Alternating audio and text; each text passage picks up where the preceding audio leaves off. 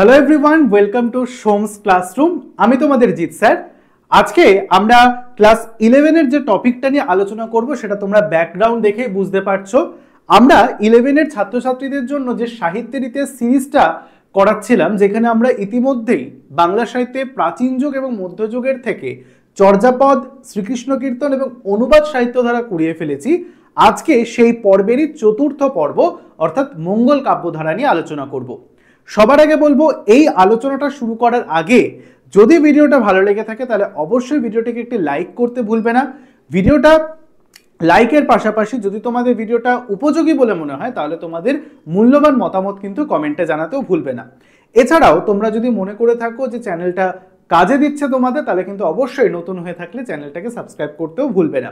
তারই সঙ্গে বলবো, ভিডিওটা শুরু করার আগে অবশ্যই কিন্তু তোমাদের যে টেক্সট বইটা রয়েছে সেটা তোমরা কিন্তু সঙ্গে নিয়ে একটি পেন বা পেন্সিল অবশ্যই হাতে নিয়ে রাখবে, কারণ পুরো যে আলোচনাটা আজকে হবে সেখানে আমরা সামগ্রিকভাবে টেক্সট ওয়াইজ আলোচনাটা করব। কারণ আমরা মার্কেটে যে সমস্ত সহায়িকা বইগুলোর প্রচলন রয়েছে সেখানে দেখেছি অনেক কিন্তু একটু বাড়তি লেখা রয়েছে। যাতে বাড়তি তোমাদের না পড়তে হয়, আমার মনে হয় টেক্সট বইতে যেটুকুনি আলোচনা করা রয়েছে সেটুকুনি আলোচনা কিন্তু পড়লেই যথেষ্ট। টেক্সট বইটা যদি আমরা খুঁটিয়ে পড়তে পারি তাহলে কিন্তু অনেক ডাউট ক্লিয়ার হয়ে যাবে, অনেক প্রশ্নের উত্তর আমরা টেক্সট বই থেকেই পেয়ে যাব। তার জন্য তোমাদের টেক্সট বইয়ের আলোচনায় পাই টু পাই ধরে ধরে পড়ানোটাই আমার কাজ। তার জন্য বলবো অবশ্যই কিন্তু টেক্সট বইটা সামনে নিয়ে অবশ্যই পেন বা পেন্সিল নিয়ে আমি যেভাবে পড়াচ্ছি লাইন বাই লাইন আলোচনা করে কোথায় কোন প্রশ্নটা রয়েছে সেটা অবশ্যই ভালো করে দাগিয়ে নেবে। তো চলো, খুব জোর বেশি টানবো না ভিডিওটা, মোটামুটিভাবে আলোচনাটা এবার শুরু করা যাক। তোমরা তোমাদের টেক্সট বই অংশ থেকে মঙ্গল কাব্য যে অংশ ধারা রয়েছে সেটা অবশ্যই কিন্তু টেক্সট বইতে বের করে নেবে। দেখো, এখানে প্রথম তোমরা পয়েন্টটা লক্ষ্য করতে পারবে, মঙ্গল কাব্যের সাধারণ বৈশিষ্ট্য। এখান থেকেই মঙ্গল কাব্য ধারাটি শুরু হচ্ছে। তো চলো শুরু করা যাক। ভালো করে পড়বে, আমার সাথে সাথে দাগাবে যে জায়গাগুলো দাগাতে বলছি। বলছে, বাংলা সাহিত্যের আদি মধ্যযুগে শাক্ত দেবদেবীর মাহাত্ম্য প্রচার করে এক শ্রেণীর আখ্যায়িকা কাব্য লিখিত হয়েছিল, যেগুলি মঙ্গল গান নামে পরিচিত ছিল। তাহলে বাংলা সাহিত্যের কোন সময়ের কথা বলছে? আদি মধ্যযুগের কথা বলছে, মধ্যযুগের সূচনা পর্বের কথা বলছে। আমরা ইতিমধ্যেই অনুবাদ সাহিত্য ক্লাস করেছি, যেখানে আমরা তুর্কি আক্রমণের কথাটা কিন্তু পেয়েছি। যে তুর্কি আক্রমণের ফলে বাংলায় কিন্তু একটা সামাজিক অস্থিরতা এবং সাহিত্য ক্ষেত্রে একটা অচলাবস্থা লক্ষ্য করা গেছে। যে সময় সাধারণ মানুষ নিজেরা সাধারণভাবে বেঁচে থাকবে নাকি সাহিত্য রচনা করবে তা নিয়ে দ্বিধাবোধ করছিল। কিন্তু পরবর্তীকালে ইসলামিক পিরিয়ড যখন শুরু হলো, বা বলা যেতে পারে ইসলামীয় সুলতানি শাসকের যে শাসনকাল শুরু হলো, সেখানে বহু ইসলামীয় শাসকরা কিন্তু এই ভারতীয় হিন্দু সাহিত্যের পৃষ্ঠপোষক হয়ে বিভিন্ন সাহিত্যকে উজ্জীবিত করার চেষ্টা করলেন। তারই মধ্যে মঙ্গল কাব্য ধারা কিন্তু তার মধ্যে উল্লেখযোগ্য, যেখানে এই মঙ্গল কাব্য ধারার যে মূল উপজীব্য সেটা কোনো শক্তি বিধায়ক দেব বা শক্তি বিধায়ক মূলত দেবীকে কেন্দ্র করে কিন্তু গঠিত হয়েছিল, যেখানে এই দেবদেবীদের কল্পনা করে তাদের আশ্রয়ে গিয়ে মানুষেরা তাদের বাঁচবার তাগিদ খুঁজে পেয়েছিল।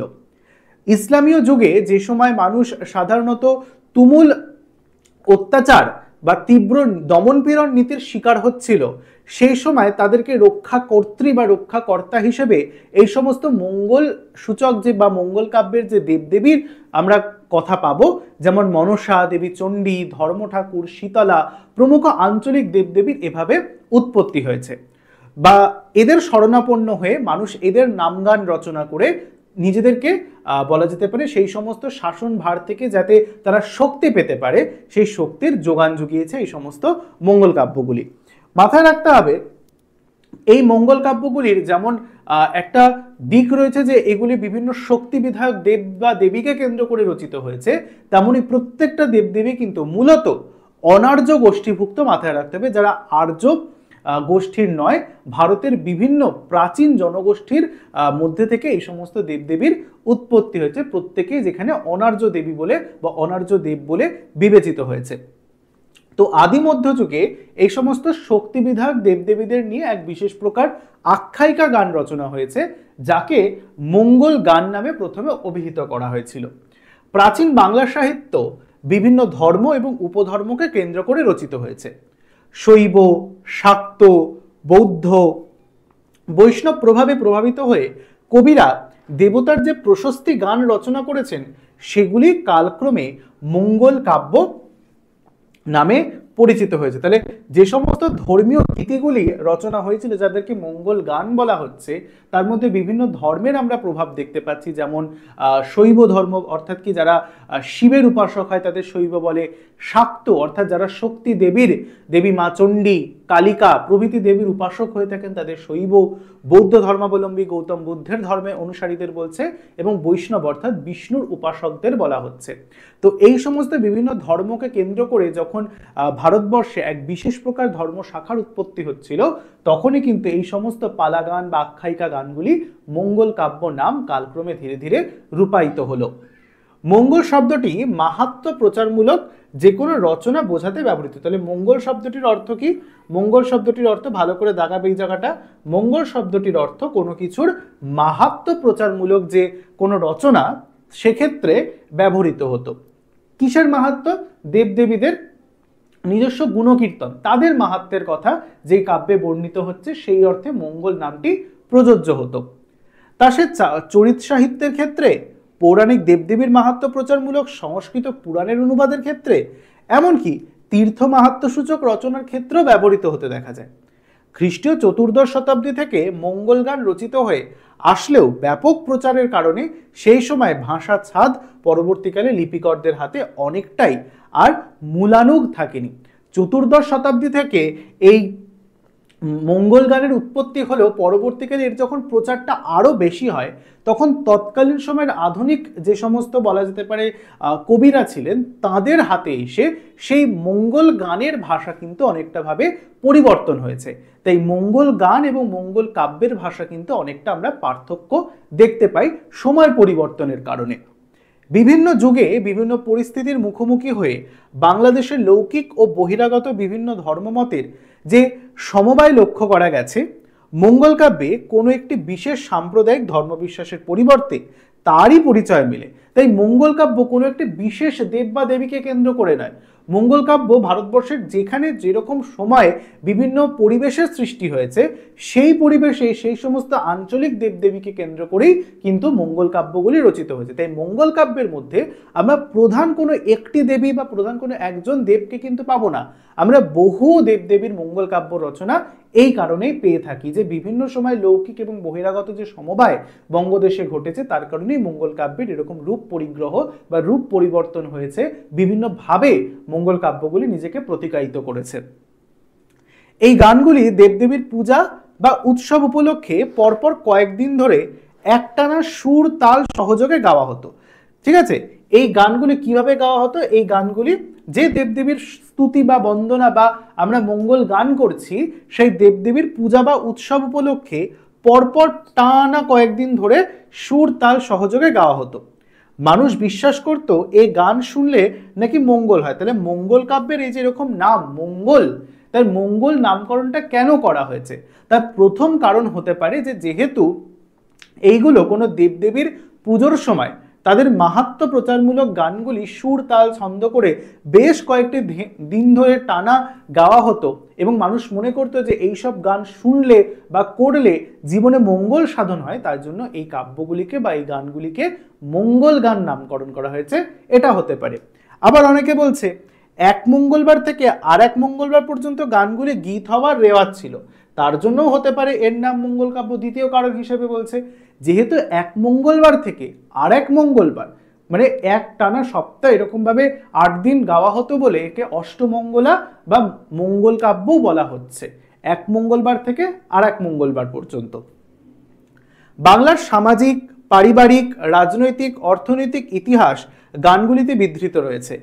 কখনো লৌকিক, কখনো বা পৌরাণিক দেবতার মাহাত্ম্য কীর্তনের কাহিনীতে মানুষও উপেক্ষিত থাকেনি। শুধুমাত্র যে বলা যেতে পারে বাংলার সামাজিক, আর্থসামাজিক, রাজনৈতিক, পারিপার্শ্বিক, প্রাকৃতিক সমস্ত পরিবেশের কথা যেমন এই মঙ্গল কাব্যগুলিতে পাওয়া যায়, তেমন শুধুমাত্র দেবদেবীর মাহাত্ম্য প্রচারমূলক এমনটাই নয়।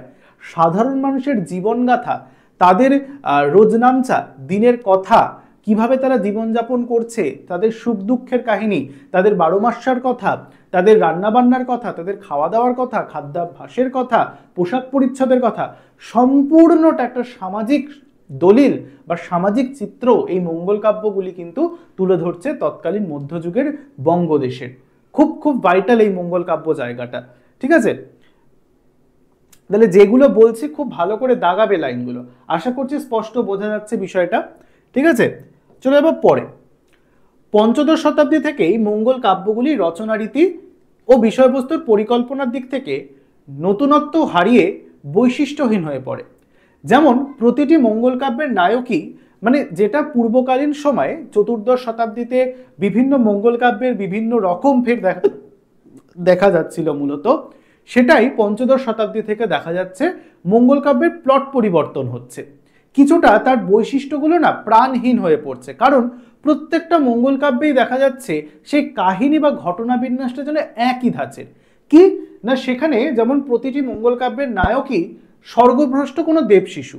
যেমন আমরা চণ্ডীমঙ্গল কাব্যে পাচ্ছি কালকেতু ফুল্লরাকে, সেই কালকেতু এবং ফুল্লরা দুজনেই কিন্তু স্বর্গভ্রষ্ট দেবশিশু।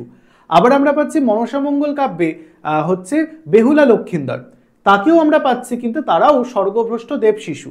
এমনকি আমরা ধর্মমঙ্গল কাব্যে ধনপতি লহনাকে, ধর্মমঙ্গল কাব্যে নয়, যেটা হচ্ছে চণ্ডীমঙ্গল কাব্যেরই দ্বিতীয় খণ্ড ধনপতি লহনা এবং খুল্লনা, সেই ধনপতি এবং খুল্লনাকেও পাচ্ছি তারাও কিন্তু স্বর্গভ্রষ্ট কোনো দেবশিশু। তাহলে সেইগুলো যেন একই প্যাটার্নে এবার এই পঞ্চদশ শতাব্দীর মঙ্গল কাব্যগুলির ধারা লক্ষ্য করা যাচ্ছে। যেমন প্রথম বৈশিষ্ট্য মঙ্গল কাব্যের বলছে কি, মঙ্গল কাব্যের নায়ক বা নায়িকা দুজনেই হচ্ছেন কি স্বর্গভ্রষ্ট কোনো দেবশিশু। 2 নম্বর বৈশিষ্ট্য কি, কোনো বিশেষ দেবতার পূজা প্রচারের উদ্দেশ্যে মানব জন্ম তারা লাভ করেছে, কোনো বিশেষ দেবদেবীর পূজা প্রচারের জন্য। যেমন আমরা মনসামঙ্গল কাব্যে বেহুলা লক্ষিন্দরের কথা পাচ্ছি, তারা দেবী মনসার পূজা প্রচারের জন্য মর্তলোকে আগমন করেছেন। আবার কালকেতু ফুল্লরা দেবী চণ্ডীর পূজা প্রচারের জন্য মর্তলোকে আগমন করেছেন, কোনো বিশেষ দেবদেবীর কথা আমরা পাচ্ছি। তারপর ধর্মমঙ্গল কাব্যে আমরা লাউসেনের কথা পাচ্ছি।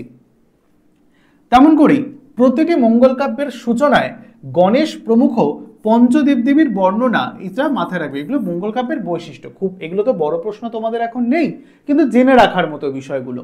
বড় প্রশ্ন থাকলে এগুলো দিত যে মঙ্গল কাব্যের সংক্ষিপ্ত বৈশিষ্ট্যগুলি লেখো 5 নম্বরের ক্ষেত্রে। তো বলছে প্রতিটি মঙ্গল কাব্যের সূচনায় গণেশ প্রমুখ পঞ্চদেবতার বর্ণনা করতে হতো, এটা মঙ্গল কাব্যের একটা বৈশিষ্ট্য। মঙ্গল কাব্য যে কবি শুরু করবেন বা লিখবেন, তাকে মঙ্গল কাব্যের সূচনা পর্বে পঞ্চদেবতা সহ গণেশের বন্দনা বা বর্ণনা করতে হবে। এরপর থাকবে গ্রন্থোৎপত্তির কারণ, মানে গ্রন্থটা কেন কবি লিখছেন তার কারণটাও তিনি বর্ণনা করবেন এই কাব্যে। সৃষ্টি রহস্য কথন বাধা ধরা রীতিতে পরিণত হয়। তারপর থাকবে সৃষ্টি রহস্যের তত্ত্ব। তার মানে এখনো কিন্তু আমরা মঙ্গল কাব্যের মূল আলোচনায় ঢুকিনি। প্রথমেই থাকবে এই সমস্ত বিষয়গুলো, বন্দনা, স্তুতি, সৃষ্টিতত্ত্ব, রহস্য, গ্রন্থোৎপত্তির কারণ, পারলে কবিতার নিজের আত্মপরিচয় জ্ঞাপন করবেন। বিভিন্ন জায়গাগুলো মঙ্গল কাব্যের একটা বিশেষ বৈশিষ্ট্য, যেগুলির মঙ্গল কাব্য মানে লিখে মঙ্গল কাব্য লেখা শুরু হয়। এছাড়া শিব প্রসঙ্গ, ধর্মমঙ্গলে শুধুমাত্র শিব প্রসঙ্গের পরিবর্তে আছে সেখানে হরিশ্চন্দ্রের উপাখ্যান। এছাড়াও প্রত্যেকটা মঙ্গল কাব্যের শুরুতেই শিব প্রসঙ্গ রয়েছে, শিবকে এখানে টেনে আনা হয়েছে। প্রত্যেকটা মঙ্গল কাব্যের শুরুতে তার স্তুতি গান করা হয়েছে। খালি ধর্মমঙ্গল কাব্যে শিবের পরিবর্তে তারই এক রূপভেদ রাজা হরিশ্চন্দ্রের উপাখ্যান রয়েছে। নায়িকার থাকবে এখানে সারা বছরের 12 মাসা বা দুঃখের বর্ণনা, যাকে 12 মাসা বলা হচ্ছে। যেমন আমরা চণ্ডীমঙ্গল কাব্যে কালকেতু এবং ফুল্লরার সংসারে ফুল্লরা তার 12 মাসা অর্থাৎ কি 12 মাসের দুঃখের কাহিনী দেবী চণ্ডীর কাছে বর্ণনা করেছেন। মনে আছে আমরা ক্লাস 9-এ পড়েছিলাম কলিঙ্গ দেশে ঝড় বৃষ্টি, মেঘে কইলে অন্ধকার, মেঘে কইলে অন্ধকার, কেহ দেখিতে পাহে কেহ না কেউ অঙ্গ আপনার। তো ওইখানেও আমরা পেয়েছিলাম না কলিঙ্গ দেশে ঝড় বৃষ্টি, ওটাও কিন্তু চণ্ডীমঙ্গল কাব্যেরই অন্তর্গত ছিল, যেখানে কালকেতু এবং ফুল্লরার গুজরাট নগর পত্তনের কথা এবং দেবী চণ্ডীর সাতঘরা মোহর উপহারের কথা আমরা পড়েছিলাম। সেটা একটা খণ্ডাংশ ছিল, কিন্তু সেখানেও আমরা দেখতে পাই তারও আগে, যেখানে দেবী চণ্ডী ছদ্মবেশ ধারণ করে ফুল্লরার সংসারে এসে তার সতীন সেজে থাকার পণ করছেন।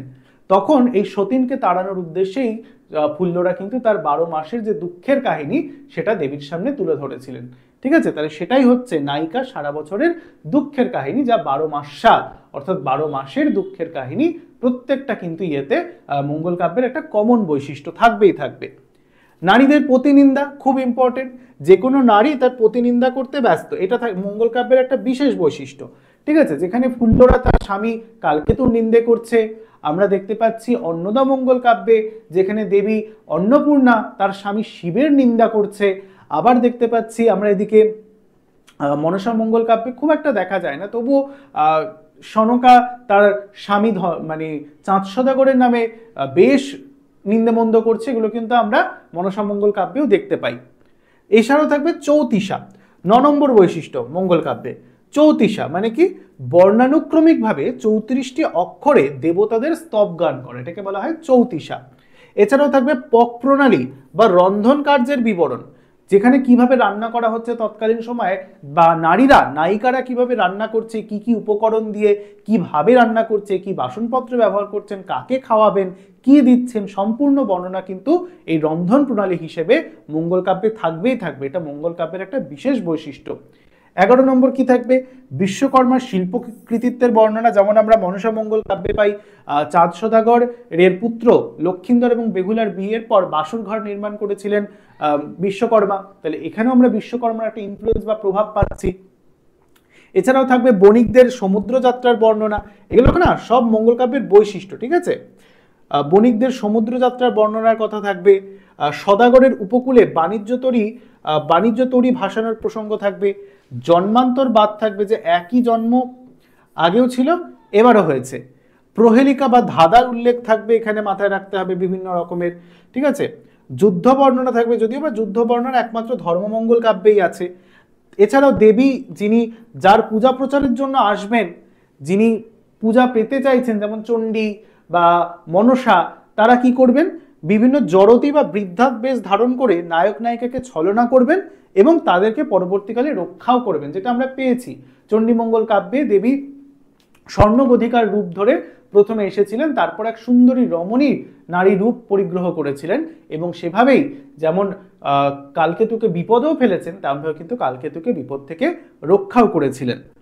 মশান বা মাসানের বর্ণনা থাকবে, শ্মশান বা মাসানের বর্ণনা থাকবে, এখানে মাথায় রাখতে হবে শ্মশান কিরকম ছিল সেখানকার সময়। নায়ক নায়িকার রূপ বর্ণনা থাকবে 19 নম্বর বৈশিষ্ট্য। সাজসজ্জার বর্ণনা থাকবে, বিভিন্ন অলংকার পরিধানের বর্ণনা থাকবে 20 নম্বর বৈশিষ্ট্য।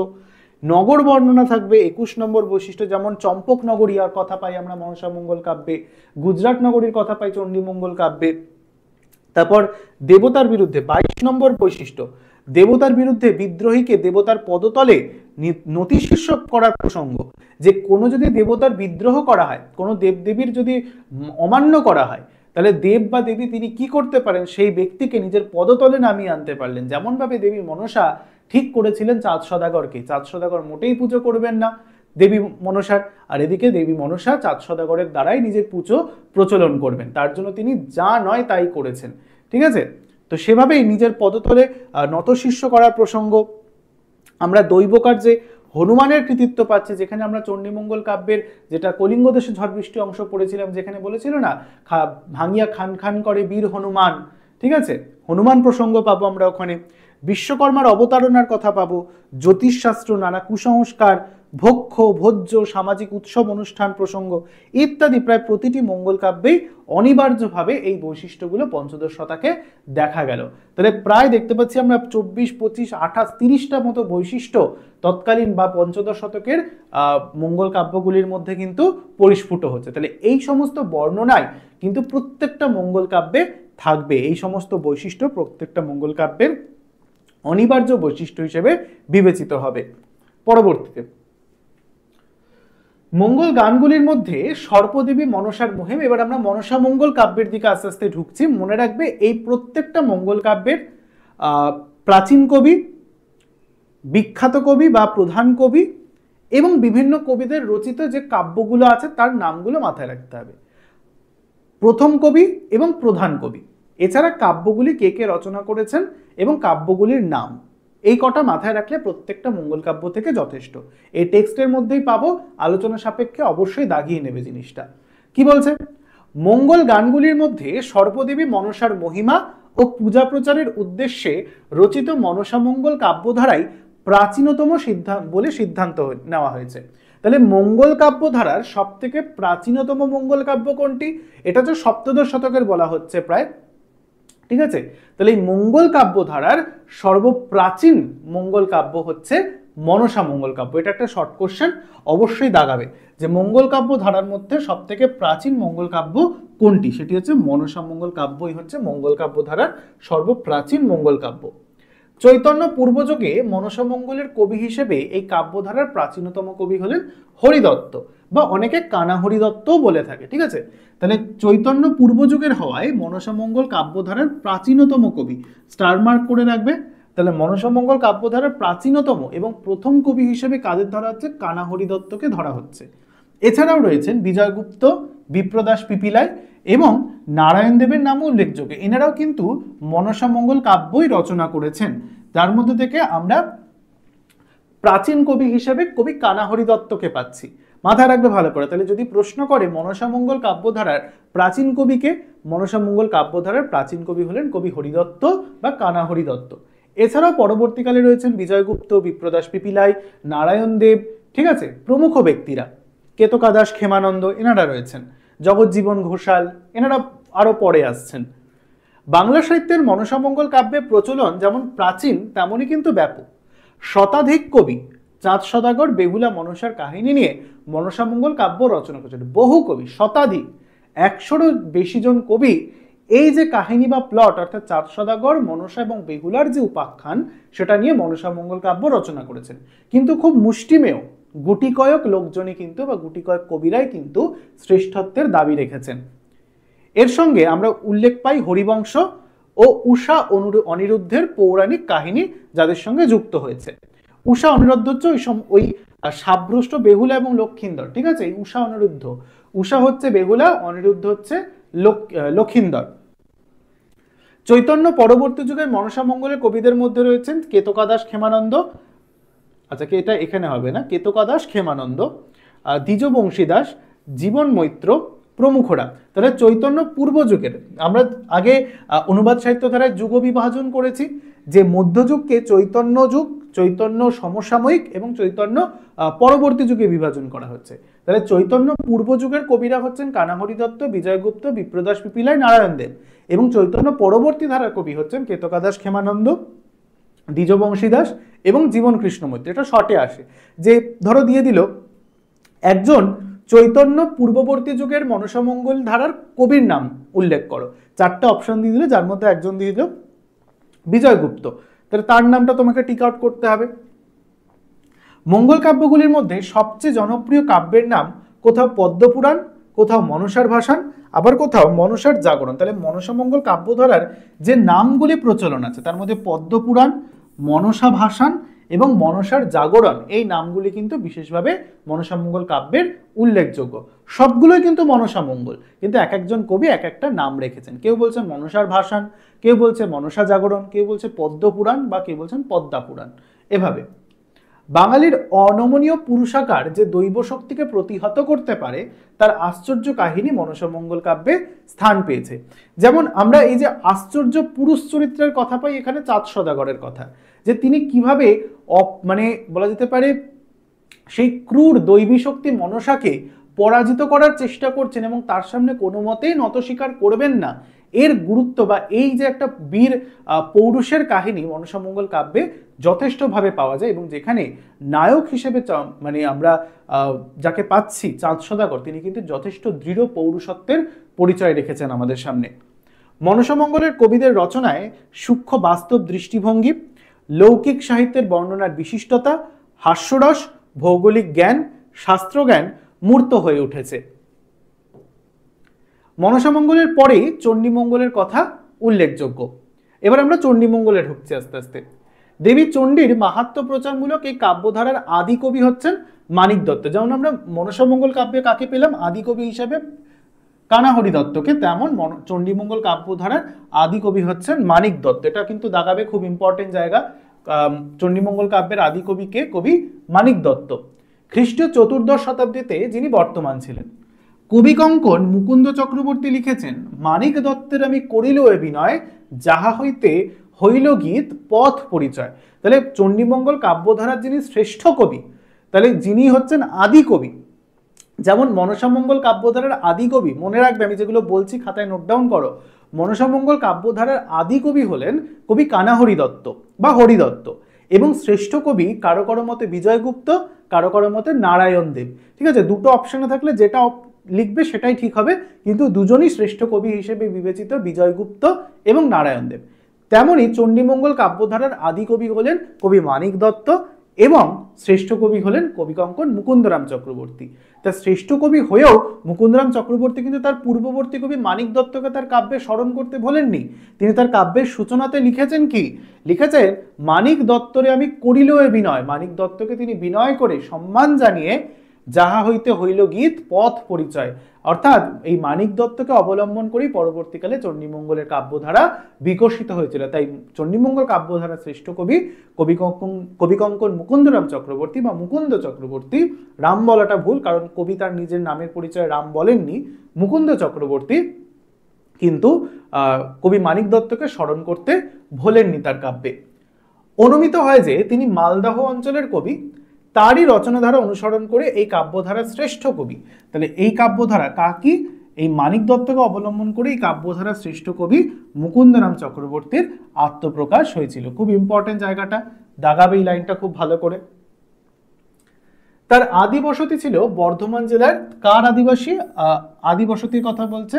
আচ্ছা, মানিক দত্তের আদি বসতি হচ্ছে মালদাহ অঞ্চলে, আর কবিকঙ্কন মুকুন্দ চক্রবর্তীর আদি বসতি হচ্ছে বর্ধমান জেলার রায়না থানার অধীনস্থ দামুন্না বা অনেকে দামিন্না বলে, দামুন্না বা দামিন্না গ্রামে। পিতার নাম হচ্ছে কবির হৃদয় মিশ্র এবং মাতার নাম হচ্ছে দৈবকী। এটা কবির আত্মপরিচয় অংশ থেকে জানা গিয়েছে, খুব ইম্পর্টেন্ট। ডিহিদার মামুদ শরীফের, তৎকালীন বঙ্গদেশের ডিহিদার মামুদ শরীফের অত্যাচারে তিনি বাস্তু ভিটে বাংলাদেশ ত্যাগ করে মেদিনীপুর জেলার আড়ারা গ্রামে আসেন এবং সেখানকার ভূস্বামীর আশ্রয় থেকে স্বপ্নাদিষ্ট দেবী চণ্ডী থেকে স্বপ্নে আদেশ দিয়ে কবি তার কাব্য রচনা করেন। আনুমানিক ১৬শ শতাব্দীর শেষ ভাগে মানসিংহ যখন বাংলার সুবেদার, তখন তিনি তার কাব্য রচনা শুরু করেন। তাই তার কাব্যকে তিনি ভণিতা অংশে অনেক নামকরণ দিয়েছেন, অভয়ামঙ্গল, চণ্ডিকা মঙ্গল, অম্বিকা মঙ্গল। আমরা লাস্টে পাই কলিঙ্গদেশে ঝড় বৃষ্টি গানে যে অম্বিকা মঙ্গল গান শ্রী কবিকঙ্কন। তাহলে এরকম প্রভৃতি নামে তিনি তার কাব্যকে ভূষিত করেছেন। তাহলে এভাবে ঘুরিয়ে দিতে পারে প্রশ্নটা যে চণ্ডিকা মঙ্গল কাব্যটি কার লেখা, তখন আবার ভয় পেয়ে যাবে না। চণ্ডিকা মঙ্গল, অম্বিকা মঙ্গল এবং অভয়া মঙ্গল, এই তিনটে নামই কবিতার কাব্যে অর্থাৎ কবিকঙ্কন মুকুন্দ চক্রবর্তী তার কাব্যের নামে ভণিতা হিসেবে ব্যবহৃত করেছেন। তার রচনায় বাস্তব নির্ভর কাহিনী বিন্যাস, চরিত্র সৃষ্টি, কৌতুক রস সৃষ্টির নৈপুণ্য লক্ষ্য করা যায়। তার কাব্যে সর্বপ্রথম আমরা ঔপন্যাসিক গুণ লক্ষ্য করতে পারি। মানে কি? একটি উপন্যাস, তাহলে এটা শর্ট কোশ্চেনের জন্য ইম্পর্টেন্ট। কার কাব্যে সর্বপ্রথম ঔপন্যাসিক গুণ লক্ষ্য করা যায়? কবিকঙ্কন মুকুন্দ চক্রবর্তীর লেখা চণ্ডীমঙ্গল কাব্যে সর্বপ্রথম ঔপন্যাসিক গুণাবলীগুলি লক্ষ্য করা যায়। যেমন একটি উপন্যাস লিখতে গেলে ঔপন্যাসিকে যেমন ঘটনা বা প্লট নির্মাণ করতে হয়, চরিত্র অনেকগুলি সৃষ্টি করতে হয়, চরিত্রের সংলাপ, ঘটনার ঘনঘটা, চরিত্রদের মধ্যে দ্বন্দ্ব সৃষ্টি করতে হয়, তেমনি যেন অন্যান্য কবিদের তুলনায় কবিকঙ্কন মুকুন্দ চক্রবর্তীর কাব্যে এই সকল প্রকার ঔপন্যাসিক গুণ যেন লক্ষ্যত রয়েছে। তাই জন্য ধরে নেওয়া হয় এই চণ্ডীমঙ্গল কাব্য ঔপন্যাসিক গুণে একেবারে গুণান্বিত। এই জন্য অধ্যাপক অসিত কুমার বন্দ্যোপাধ্যায়, সুকুমার সেন, তারপর হচ্ছে মোহাম্মদ শহীদুল্লাহ প্রমুখ ব্যক্তিরা এরা বলেছেন যে মুকুন্দরাম চক্রবর্তী যদি তৎকালীন যুগে জন্ম না হইয়া এই যুগে জন্ম লইতেন, তাহলে তিনি একজন শ্রেষ্ঠ ঔপন্যাসিক হইতে পারিতেন। ঠিক আছে, তাহলে এমন গুণ কবিকঙ্কনের মধ্যে থাকতো। কিন্তু তবুও যদিও সেই সময় বা মধ্যযুগের সময়কালে গদ্য সাহিত্যের প্রচলন ছিল না, আমরা সেই গদ্য সাহিত্যের প্রচলন পাবো সেকেন্ড সেমিস্টারে, তখন আমরা দেখব যে কিভাবে গদ্যের প্রচলন হয়েছিল। কিন্তু মধ্যযুগের সবটাই যেহেতু কাব্যিক বা কবিতার রীতিতে রচিত হয়েছে, তবুও যেন চণ্ডীমঙ্গল কাব্যের শ্রেষ্ঠ কবি কবিকঙ্কন মুকুন্দ চক্রবর্তীর কাব্যে ঔপন্যাসিক গুণ একেবারে কি বলবো কুটে কুটে ভরা রয়েছে। কাব্যধারার পূর্বর্তন কবির পথ প্রদর্শন করে অনুসরণ করলেও তার আপন প্রতিভার সাক্ষ্য তিনি রচনা করেছেন। প্রথাগত গণ্ডিবদ্ধ কাহিনী কলেবরে শৃঙ্খলে তার কবিত্বের স্ফুরণ ক্ষুণ্ণ হয়নি। মিশ্রবৃত্ত রীতির পয়ার ছন্দ প্রয়োগ এবং একপদী ত্রিপদীর কাঠামো ব্যবহার করে তিনি তার রচনায় বৈচিত্র্য এনেছেন। এছাড়াও উপমা, রূপক, উৎপ্রেক্ষা, সমাশক্তি প্রভৃতি অলঙ্কারের প্রয়োগ করেছেন। প্রচলিত প্রবাদ প্রবচনকে তার কাব্য ভাষায় সুষ্ঠু এবং সাবলীলভাবে ব্যবহার করে তিনি উল্লেখযোগ্যতারই দাবি রেখেছেন। বোঝা গেল? তাহলে এতগুলো লাইন কিন্তু এখান থেকে খুব খুব ইম্পর্টেন্ট। যেভাবে বলছি এগুলো যদি পড়ো, হাইলাইট করো, দাগিয়ে পড়ো, এর ভেতর থেকেই কোশ্চেন আসবে। যেমন চণ্ডীমঙ্গল কাব্যের আদি কবিকে, শ্রেষ্ঠ কবিকে, চণ্ডীমঙ্গল কাব্যের শ্রেষ্ঠ কবি কবিকঙ্কন মুকুন্দরাম চক্রবর্তীর আদি নিবাস কোথায়, তিনি কোথায় জন্মগ্রহণ করেছেন, তার পিতার নাম কি, মাতার নাম কি, ঠিক আছে। কবিকঙ্কন মুকুন্দ চক্রবর্তীর কাব্যের নামগুলি কি নামে পরিচিত, কার কাব্যের মধ্যে প্রথম ঔপন্যাসিক গুণ লক্ষ্য করা যায়, বিভিন্ন এই তথ্যগুলো দিয়ে কিন্তু প্রশ্ন আসতে পারে। ঠিক আছে, চলো পরের পাতায় যাওয়া যাক। আচ্ছা, চণ্ডীমঙ্গলের আরেকজন কবি হচ্ছেন কবি দ্বিজ মাধব। কবি দ্বিজ মাধব, এটাও মাথায় রাখতে হবে। আরেকজন শ্রেষ্ঠ কবি হচ্ছেন দ্বিজ মাধব। মুকুন্দের পরবর্তীকালে আবির্ভূত হয়েছিলেন। তার অপর নাম হচ্ছে মাধবানন্দ।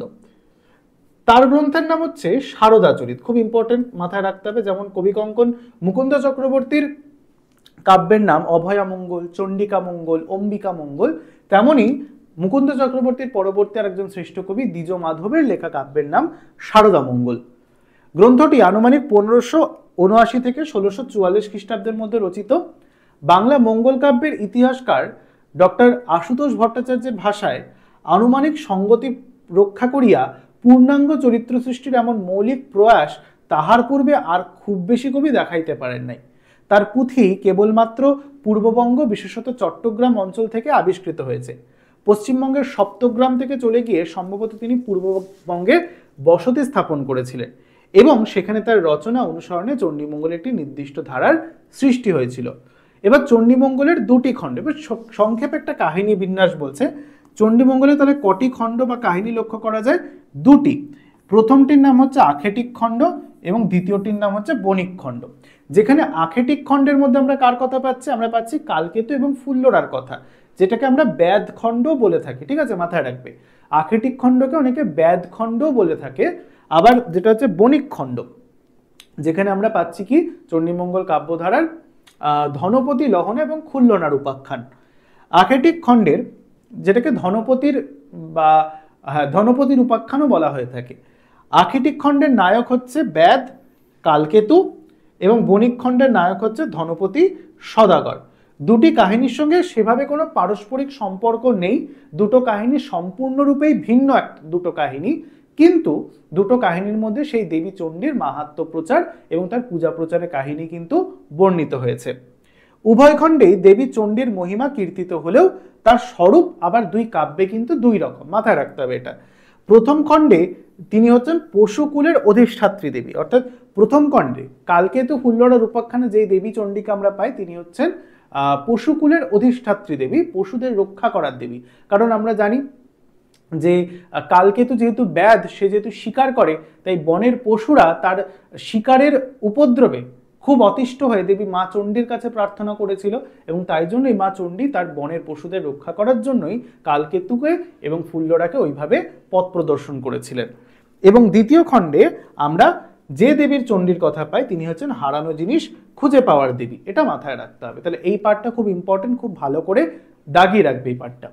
এবার তোমাদের বই দেখবে ব্লু কালারের বা নীল রঙের এরকম কিছু চার্ট দেওয়া আছে সাইডে, ঠিক আছে, যেখানে দেখবে এরকম চণ্ডীমঙ্গল কাব্যধারা লেখা রয়েছে, যেখানে চণ্ডীমঙ্গল কাব্যধারার বিভিন্ন সময়ের কবি এবং তাদের রচনার উল্লেখ করা রয়েছে।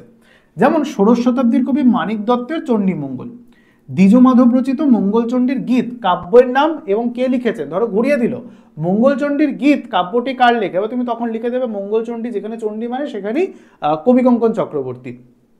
তা নয় কিন্তু, আমরা নাম দেখে মনে রাখবো। যেমন দ্বিজ মাধব মঙ্গলচণ্ডীর গীত রচনা করেছেন এবং মুকুন্দ চক্রবর্তী রচনা করেছেন কবিকঙ্কন চণ্ডী। আচ্ছা, অষ্টাদশ শতাব্দীর মুক্তরাম সেন, তার কাব্যের নাম শারদা মঙ্গল, এটা মনে রাখতে হবে। ঠিক আছে, আর কিছু মনে রাখার এখানে সেভাবে দরকার নেই। ঠিক আছে, চলো এগুলো যদি কারো প্রয়োজন হয় একটু দাগিয়ে নিতে পারো। সরে গেলাম আমি। খুব ইম্পর্টেন্ট যে জায়গাগুলো সেগুলোই তোমাদের দাগিয়ে নিতে বলছি। চলো চলে যাবো পরের অংশে। মঙ্গল কাব্যের আরেকটি প্রধান শাখা হচ্ছে ধর্মমঙ্গল কাব্য। আমরা মনসা মঙ্গল জানলাম, চণ্ডী মঙ্গল জানলাম, এবার ধর্মমঙ্গল ধারা। ধর্ম ঠাকুরের মাহাত্ম্য কীর্তন করে এই কাব্যধারা গড়ে উঠেছে। আনুমানিক খ্রিস্টীয় পঞ্চদশ শতাব্দীতে এই ধারার আদি কবি ময়ূর ভট্ট বর্তমান ছিলেন। তাহলে ধর্মমঙ্গল কাব্যধারার আদি কবিকে, ধর্মমঙ্গল কাব্যধারার আদি কবি হচ্ছেন ময়ূর ভট্ট। তার কাব্যের নাম কি? তার কাব্যের নাম হচ্ছে হাকন্দ পুরাণ। তাহলে ধর্মমঙ্গল মূল শাখা, তার প্রাচীন কবি বা আদি কবি হচ্ছেন ময়ূর ভট্ট এবং তার কাব্যটির নাম হচ্ছে হাকন্দ পুরাণ। যদিও ময়ূর ভট্টের কাব্যের মূল পুঁথিটি কিন্তু খুঁজে পাওয়া যায়নি, মাথায় রাখতে হবে। হ্যাঁ, এখানে বলেছে তার কাব্যটি না পাওয়া গেলেও ধর্মমঙ্গলের কবি ঘনরাম চক্রবর্তী এই নামেই তার কাব্যের উল্লেখ করেছেন। তাহলে ধর্মমঙ্গল কাব্যের শ্রেষ্ঠ কবি ঘনরাম চক্রবর্তী, আবার পরবর্তীকালে শ্রেষ্ঠ কবি হচ্ছেন রূপরাম চক্রবর্তী। এই ঘনরাম চক্রবর্তী কিন্তু তার কাব্যে যেভাবে মুকুন্দ চক্রবর্তী তার পূর্ব কবি মানিক দত্তকে স্মরণ করেছেন নিজের কাব্যে, ঠিক সেভাবেই ঘনরাম চক্রবর্তীও কিন্তু পূর্ব কবি ময়ূর ভট্টকে এবং তার রচিত কাব্য হাকন্দ পুরাণকে তার কাব্যে স্থান দিয়েছেন, যার কারণেই আমরা জানতে পারি ময়ূর ভট্টের কথা। এই কাব্যের বিশেষত্ব এই যে এটি শুধু রাঢ় অঞ্চলেই রচিত হয়েছে, তাই একে রাঢ়ের জাতীয় কাব্য বা রাঢ়বঙ্গের জাতীয় মহাকাব্যও বলা হয়ে থাকে। তাহলে এবার ঘুরিয়ে প্রশ্ন আসতে পারে, কোন কাব্যকে রাঢ়ের জাতীয় কাব্য বা রাঢ়ের জাতীয় মহাকাব্য বলা হয়ে থাকে? সেক্ষেত্রে আমরা ধর্মমঙ্গল কাব্যকে চিহ্নিত করব, যাকে রাঢ়ের প্রধান বা রাঢ়ের জাতীয় কাব্য এবং রাঢ়ের জাতীয় মহাকাব্য বলে উল্লেখ করা হয়। তখন রাঢ় বলতে বোঝাতো পূর্বে ভাগীরথী, উত্তরে ময়ূরাক্ষী, দক্ষিণে দামোদর এবং পশ্চিমে ছোটনাগপুর পার্বত্য ভূমিবেষ্টিত ভূভাগকে, অর্থাৎ বর্তমান সময়ের বীরভূম, বাঁকুড়া, বর্ধমান, মেদিনীপুর এবং মুর্শিদাবাদ অঞ্চলকে তৎকালীন সময়ে রাঢ়বঙ্গ বলতে বোঝানো হতো। তাহলে এই রাঢ়বঙ্গেরই প্রধান কাব্য হচ্ছে এই ধর্মমঙ্গল কাব্য।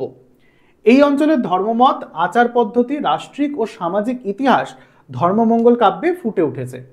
ধর্মকে এখানে বহুভাবে কল্পনা করা হয়েছে, যেমন বুদ্ধ, কচ্ছপ, যম, সূর্য, বিষ্ণু, বরুণ, বিভিন্ন আঞ্চলিক দেবতা রূপে, বিভিন্ন প্রতীক রূপে ধর্ম ঠাকুরকে চিহ্নিত করা হয়েছে এখানে। শুধু ডোম জাতির লোকেরাই এই দেবতার পুজোর অধিকার পেতেন। খুব মাথায় রাখতে হবে এই জায়গাটায়, অন্যান্য দেবদেবীরা যেমন ব্রাহ্মণ দ্বারা পূজিত হয়, এই ধর্মমঙ্গলের বা ধর্ম ঠাকুর কেবলমাত্র ডোম শ্রেণী, সমাজের নিচু শ্রেণীর মানুষদের দ্বারাই পূজিত হন। আমি প্রথমেই বললাম এর প্রত্যেকটাই হচ্ছে অনার্য দেবী, লৌকিক দেবী, আঞ্চলিক দেবদেবী এরা প্রত্যেকেই। তাই জন্যই এই ধর্মমঙ্গলের প্রধান দেব ধর্ম ঠাকুর ডোম জাতির লোকেদের দ্বারাই পুজো পেতে পারেন, এটা বিধান রয়েছে ধর্মমঙ্গল কাব্যে। ধর্ম মূলত আদিবাসীদের সূর্য দেবতা। এই ধর্ম ঠাকুর আসলে কে? আদিবাসী গোষ্ঠীর সূর্য দেবতা। ডোম জাতি প্রাচীন আদিবাসী জাতি সম্ভূত। পশ্চিমবঙ্গে ক্রমশ তারা হিন্দু ভাবাপন্ন হয়ে উঠে ধর্ম ঠাকুরের পূজার অধিকার রক্ষা করে আসছে। মঙ্গল কাব্য রচনার যুগে সর্বস্তরের সমাজের দ্বারা ধর্ম ঠাকুরের প্রভাবকে স্বীকার করার ফলে উচ্চবর্ণের কবিরাও তার মাহাত্ম্যসূচক কাব্য রচনা করেছেন পরবর্তীকালে। আচ্ছা, ধর্মমঙ্গল কাব্যধারার আদি কবি হচ্ছেন ময়ূর ভট্ট, এটা দাগাবে। ঠিক আছে, অজ্ঞাত আদিরূপম, যার কাব্য নাম অজ্ঞাত। আচ্ছা, খেলারামের রচিত। আচ্ছা, মানিকরাম গাঙ্গুলি একজন ইম্পর্টেন্ট কবি এখানে। রূপরাম ষোড়শ শতাব্দীতে, ঠিক আছে।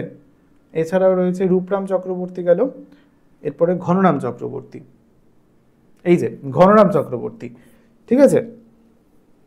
মোটামুটিভাবে এই জায়গাগুলো দাগালেই হয়ে যাবে। এনারাই হচ্ছেন মূলত প্রধান কবি রূপে বিবেচ্য, ঠিক আছে। চলো এগুলো একটু দাগিয়ে নাও। চলো দেখো, এছাড়াও ধর্মমঙ্গল কাব্যের আরেকটি বিশিষ্টতা হলো এই যে এই কাব্যের একটি ক্ষীণ ঐতিহাসিক ভিত্তিও রয়েছে, যেখানে গৌড়ের সম্রাট ধর্মপালের পুত্র, একটা ইতিহাসও রয়েছে এই কাব্য রচনার পেছনে, যেটি হচ্ছে কি গৌড়বঙ্গের সম্রাট ধর্মপালের পুত্রের সঙ্গে অজয় নদের দক্ষিণ তীরবর্তী একটি পার্বত্য গড়ের অধিপতি ইছাই ঘোষের যুদ্ধ বৃত্তান্ত। এটা মাথায় রাখতে হবে এই কাব্যের বর্ণনীয় বিষয়। কার সাথে কারের? গৌড়ের সম্রাট ধর্মপালের পুত্রের সঙ্গে অজয় নদের দক্ষিণ তীরবর্তী একটি পার্বত্য গড় যার নাম হচ্ছে ঢেকুরগড়, সেই ঢেকুরগড়কে অধিকার করার লড়াই ইছাই ঘোষের সাথে। এই লড়াই বা যুদ্ধের বর্ণনা কিন্তু আমরা এই ধর্মমঙ্গল কাব্যে পাই, যেখানে অন্যান্য মঙ্গল কাব্যগুলিতে আমরা সেভাবে কোনো যুদ্ধ বর্ণনা পাই না, কিন্তু দেবীর প্রতিহিংসা, দেবীর চালাকি, দেবীর করা কাজ পাই। কিন্তু মাথায় রাখতে হবে ধর্মমঙ্গলই এমন একটি কাব্য যেখানে আমরা যুদ্ধ বিগ্রহের পরিচয় পাই। কার যুদ্ধ? না ধর্মপালের পুত্র এবং তার সঙ্গে ইছাই ঘোষের যুদ্ধ।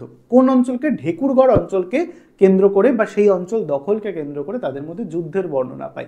ঠিক আছে, যেখানে সূর্যকে পশ্চিম দিক থেকে ওঠানোর একটা প্রসঙ্গ আছে। ঠিক আছে, লাউসেনের সূর্যকে পশ্চিম দিক থেকে উঠিয়ে একটা অবিশ্বাস্য বা বলা যেতে পারে অসাধ্য কাজ সাধন করেছিলেন, গল্পটার মধ্যে রয়েছে।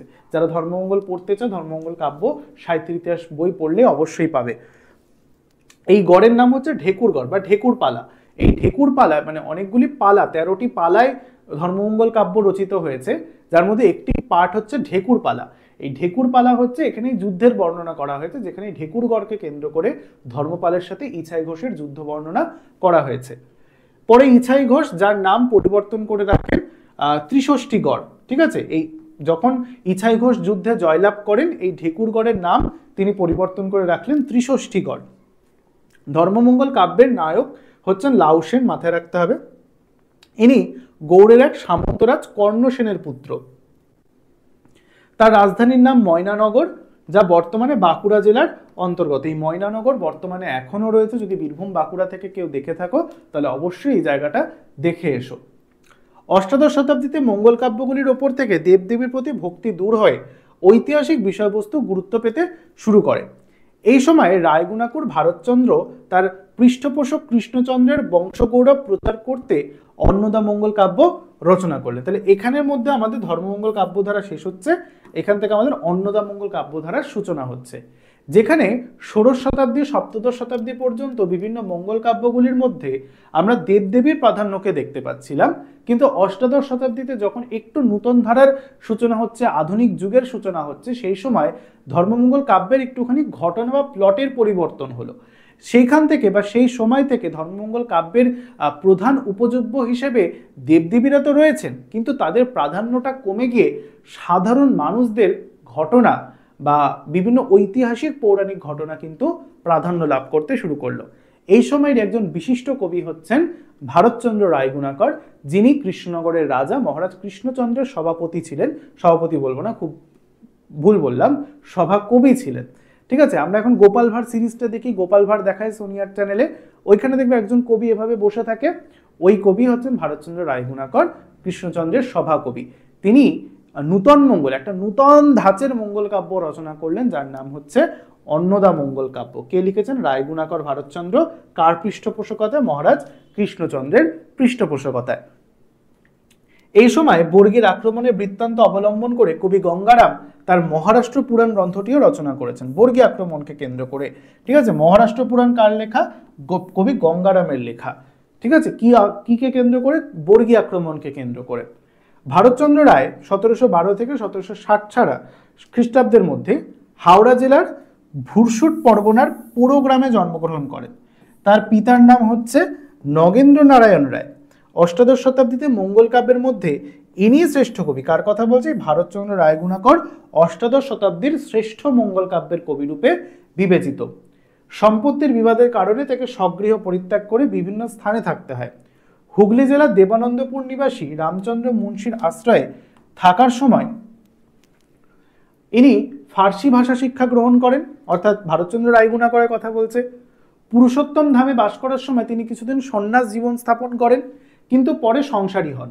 মহারাজ কৃষ্ণচন্দ্র তাকে সভাকবি নিযুক্ত করে কৃষ্ণনগরে নিয়ে আসেন এবং তারই আদেশে তিনি অন্নদামঙ্গল কাব্য রচনা করেন ও রায়গুণাকর উপাধি পান।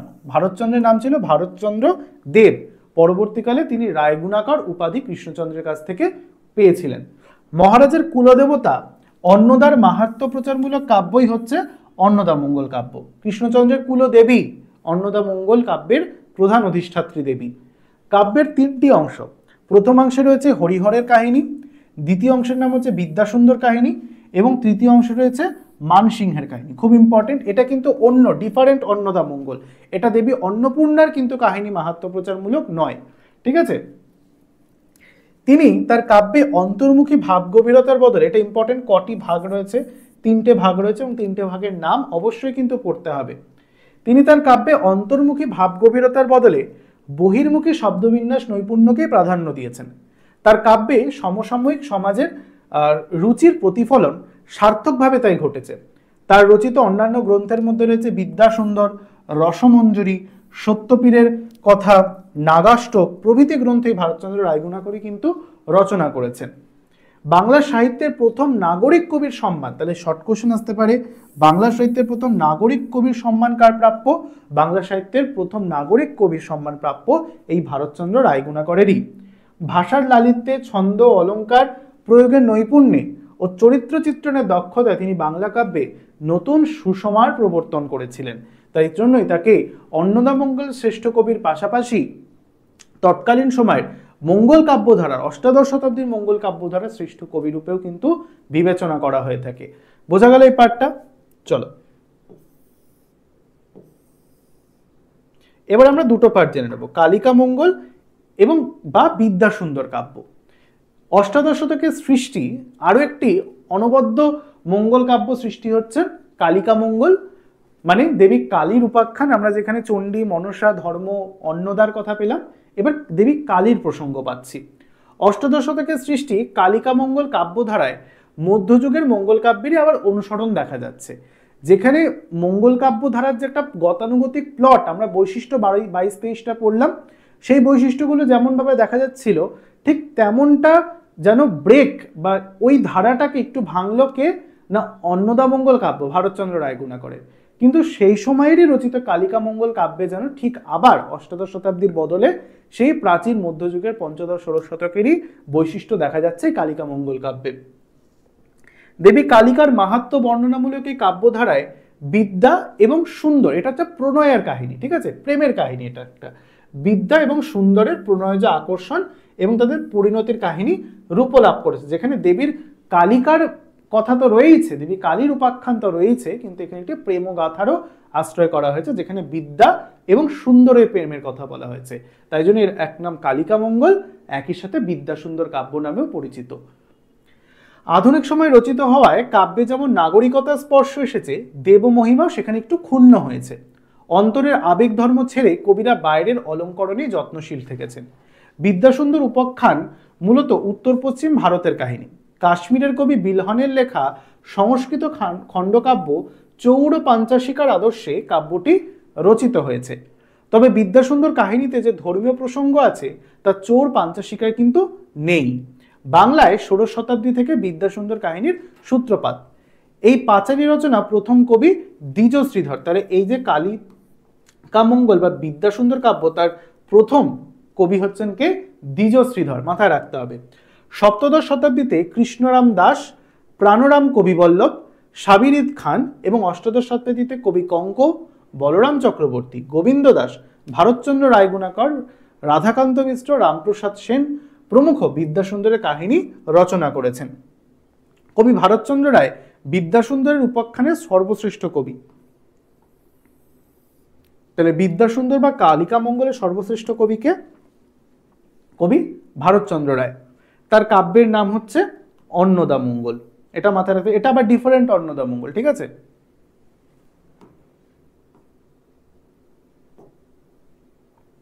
কাব্যটি 3টে খণ্ডে বিভক্ত: অন্নপূর্ণা মঙ্গল, বিদ্যাসুন্দর এবং মানসিংহের কাহিনী। দেবী অন্নপূর্ণার মাহাত্ম্যব্যঞ্জক এই কাহিনীতে সংস্কৃত সাহিত্য ও পুরাণের গভীর প্রভাব লক্ষ্য করা যায়। অন্নপূর্ণা লৌকিক চণ্ডী, পুরাণ বর্ণিত চণ্ডীর প্রভাবে মধ্যযুগের শেষভাগে অন্নদায় তিনি পরিণত হয়েছেন এবং নিষ্ঠুর শক্তি দেবী থেকে তিনি শুভঙ্করী দেবীতে পরিণত হয়েছেন। দেবী মহিমা বর্ণনার পাশাপাশি কবিতার পৃষ্ঠপোষক কৃষ্ণনগরের মহারাজা কৃষ্ণচন্দ্রের কীর্তি বর্ণনা এবং কৃষ্ণনগর রাজবংশের প্রশস্তিও রচনা করেছেন। এরই পাশাপাশি নবাব আলীবর্দী খাঁর শাসনকালে দেশে যে বর্গীর হাঙ্গামা হয়, বিদেশি বণিকদের চক্রান্ত হয়, সমাজে স্বার্থপরতা, দুর্নীতি প্রভৃতির যে ত্রুটি বিচ্যুতির কথা, নানা প্রসঙ্গে কিন্তু তিনি উল্লেখ করেছেন। ভারতচন্দ্রের পর খ্রিস্টীয় অষ্টাদশ শতকে যে কয়েকটি কালিকামঙ্গল বা বিদ্যাসুন্দর কাব্য রচিত হয় তাদের মধ্যে উল্লেখযোগ্য রাধাকান্ত মিশ্রের কালিকামঙ্গল, রামপ্রসাদ সেনের বিদ্যাসুন্দর কাব্য এবং কবীন্দ্র চক্রবর্তীর কালিকামঙ্গল কাব্য প্রমুখ। বুঝতে পারলে? এবার এই জায়গাগুলো খুব ভালো করে দাগিয়ে নাও তোমরা, কারণ এখান থেকে কিন্তু তোমাদের বেশিরভাগ প্রশ্নগুলো আসবে। ঠিক আছে, চল পরেরটা, শেষ পেজে আমরা চলে এসেছি একদম। এবার বিবিধ দেবদেবী মাহাত্ম্যজ্ঞাপক কাব্য, এছাড়াও যে সমস্ত মঙ্গল কাব্যগুলো রয়েছে যেমন মনসা মঙ্গল, চণ্ডী মঙ্গল, ধর্মমঙ্গল, বাংলার প্রধান মঙ্গল কাব্য। তাহলে বাংলার প্রধান মঙ্গল কাব্য কোনগুলি? মনসা, চণ্ডী, ধর্মমঙ্গল এগুলি। কিন্তু এছাড়াও বাংলায় আরো অসংখ্য মঙ্গল কাব্য রচিত হয়েছে যাদের মধ্যে লৌকিক এবং স্থানীয় দেবদেবীরা কেন্দ্রীয় চরিত্র হিসেবে ভূমিকা পালন করেছে। যেমন এই ধারার মধ্যে রয়েছে শীতলা মঙ্গল, বাসুলি মঙ্গল, ষষ্ঠী মঙ্গল, রায় মঙ্গল, দুর্গা মঙ্গল, সূর্য মঙ্গল, গঙ্গা মঙ্গল প্রভৃতি ব্রতকথা বা পাঁচালী জাতীয় রচনা। এবার নিচে অপ্রধান মঙ্গল কাব্যের বিভিন্ন শাখা এবং তাদের প্রধান কবিদের কথা বলা হলো। খুব একটা এখানের মধ্যে কিছু ইম্পর্টেন্ট নেই, এর মধ্যে থেকে খুব একটা আসে না, খালি জানার জন্য দিয়েছে। খালি মাথায় রাখবে কোনগুলো ইম্পর্টেন্ট এবং কোনগুলো ইম্পর্টেন্ট নয়। ঠিক আছে, চলো তাহলে এই হচ্ছে মোটামুটিভাবে মঙ্গল কাব্য ধারার 4টি মঙ্গল কাব্য, যেখানে চণ্ডী, মনসা, ধর্ম, অন্নদা মঙ্গল এবং তার সঙ্গে 5 নম্বর কালিকা মঙ্গল বা বিদ্যাসুন্দর কাব্য নিয়ে আলোচনা করলাম। আজকের ভিডিওটা এখানেই শেষ করছি মঙ্গল কাব্য সাহিত্যের ইতিহাস আলোচনা অংশ থেকে। ভিডিওটা তোমাদের কেমন লাগলো অবশ্যই কিন্তু জানাতে ভুলবে না, এবং পরবর্তী আলোচনা তোমরা সাহিত্যের ইতিহাসের আরও কোন পার্টগুলো চাইছো অবশ্যই কিন্তু কমেন্ট বক্সে জানাতে হবে তোমাদের। এবং প্রত্যেকটা কমেন্ট আমি পড়ি, আমাকে অনেকটা আপ্লুত করে তোমাদের কমেন্টগুলো, এবং পরবর্তী ভিডিওগুলো করতে খুব এনার্জি প্রদান করে। তার জন্য বলবো অবশ্যই কমেন্ট করে জানাতে ভুলবে না আজকের ক্লাসটা কেমন লাগলো, তোমরা এই বিষয়গুলো দাগিয়েছো কিনা, এর মধ্যে থেকেই প্রশ্ন আসবে, এর বাইরে কোনো প্রশ্ন আসবে না। আশা করছি এখান থেকে তোমরা অবশ্যই কিন্তু কমন পাবে। তাহলে চলো দেখা হচ্ছে পরের ভিডিওটিতে, সকলে ভালো থেকো, টাটা।